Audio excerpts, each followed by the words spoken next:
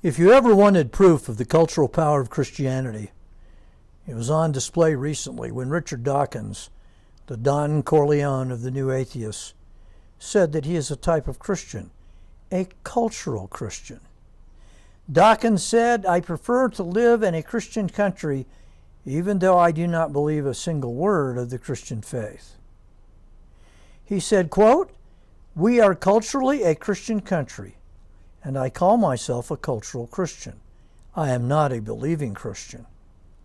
The number of people who believe in Christianity is going down, and I am happy with that. But I would not be happy if we lost our cathedrals and our beautiful parish churches. If I had to choose between Christianity and Islam, I would choose Christianity every single time. I consider it to be a fundamentally decent religion. In Africa, where you have both Muslim and Christian missionaries operating, I'm on Team Christian." End quote. What are we to make of all this? It does seem a little bit crazy. I have been saying for years that Dawkins may know a lot about dinosaur bones, his specialty. But when it comes to culture, he's an idiot. He hasn't the foggiest notion of how a culture is built, and that includes the culture he himself lives in. He is unaware of why it is the way it is. The culture he loves was built by sacrificial, believing Christians. He is the beneficiary of their spent lives, as am I. People with Dawkins' worldview have not built a single culture in the history of the human race that Dawkins would want to live in. I don't think you will see him moving to North Korea anytime soon. Why are Dawkins and his ilk unable to produce a culture that is anything more than a parade of horrors? A cultural Christian never builds the culture he lives in. He is a parasite. He lives off the life of others. And Dawkins enjoys Christian culture, but he seeks to destroy what it is built on: belief in Jesus Christ and the truths of the Bible. Talk about sawing off the limb you are sitting on. Dawkins has absolutely nothing to offer the young men and women rioting on our campuses, advocating Jewish genocide. He simply tells them to become Enlightenment rationalists, but gives no compelling reason to do so. Jesus Christ gives men and women a purpose for life. Granted, so does Islam. So does Karl Marx. You can judge for yourself which of these produces the happy culture Dawkins enjoys.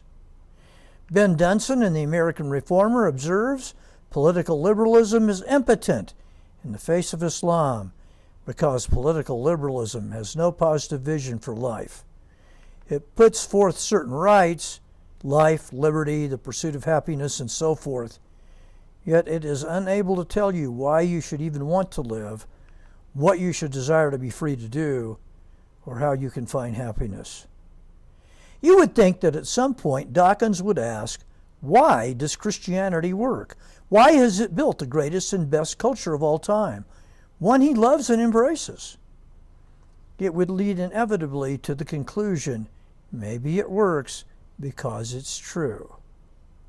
As Dunson has observed, perhaps Christianity works so well because it came from the one who personally designed and created humanity.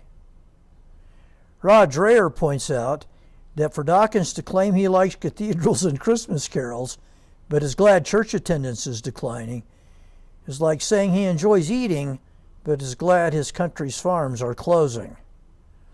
Dawkins' belief that you can tear down the foundations of the Christian faith while continuing to enjoy its blessings is an astonishing level of stupidity.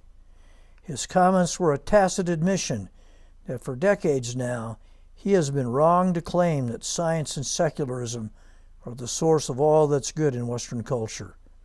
In fact, it is the worldview centered on a God who became man and died on a cross that is the source of hospitals, churches, esteem for women and children, human rights, and even the music, art, and culture that Dawkins cherishes.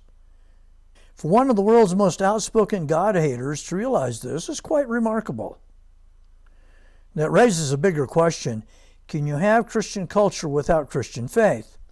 My answer is not for long. Dawkins' one-time disciple, Ayaan Hirsi doesn't think so. She sees the loss of Christian belief as destroying the Christian culture of the West. She has come to realize that unbelievers like Dawkins are useless in resisting Christianity's enemies like Islam and Marxism. So let's ask again, can a culturally Christian nation remain Christian without Christian doctrinal beliefs? Of course not in the long run. They may for a while maintain some Christian values and institutions due to what Russell Kirk called cultural lag. But in the end, once the parasite has devoured the host, the parasite also dies. Killing Christian truth will end up killing Christian culture. We already see this in the moral stupor of our Ivy League universities. They now countenance the mass murder of one specific ethnic group. Are they culturally Christian? I think not. Dawkins says he does not believe one word of Christian doctrine, but this is absurd. It's a complete lack of self-awareness. For example, in this video, Dawkins harps, as he often does, on the treatment of women. But where does he get the idea that women have equal value with men? He gets it from Genesis 1:27, which says women have that equal worth, that they were created in the image of God just as men were. Does Dawkins believe this bit of Christian doctrine? Of course he does. The idea of the equality of women begins with this verse, and no one has ever believed it who hasn't been exposed to it, and that includes Dawkins. And I could easily list another dozen Christian doctrines Dawkins holds with emotion. I do want to give Dawkins credit for one thing. He is honest about where his blessings come from. Most infidels in Western culture have no clue where their blessings originate. I want to give him credit for something else. He understands what Christianity is. It's the resurrection, the virgin birth, Christ's atoning death, the miracles. He just doesn't believe any of it, even though he knows that's what Christianity is. We need to embrace Jesus Christ in everything he is, not just the cultural aspects of the world he has created. May Jesus Christ bless you this day in a mighty way.